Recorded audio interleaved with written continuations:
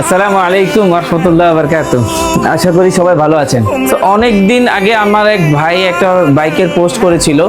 তো ওই বাইক দেখে আমার ছেলে অনেক কান্না করেছিল। হঠাৎ করে ওই ভাইয়ের সাথে কথা বলে আমি ওই বাইকটা নিয়েছি।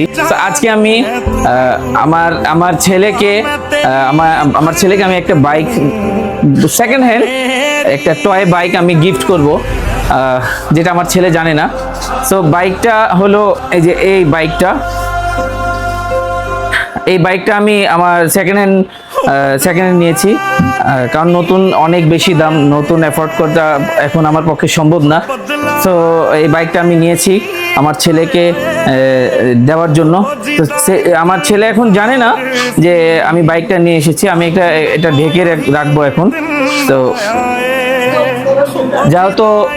যেহেতু আমার কাছে কোনো লাল কাপড় নেই, তো আমি আমার বিছনার চাদর আমার কাছে আছে, আমি ওটা দিয়ে ঢেকে দিচ্ছি।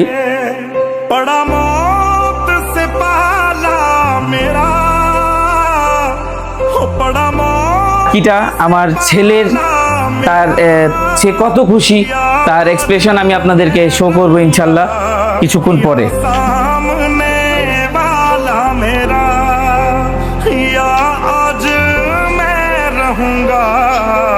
या सामने वाला मेरा सूरज से ये तेज हवाएं उठो से तेरे लिए आएंगे। देखिए देखो ये जगह देखो, ये जगह देखो, वाओ! এই যে বাবা এইভাবে করে, এই যে ভাবে করে, এই যে বাবা আজান। मेरा दीन ईमान है तू,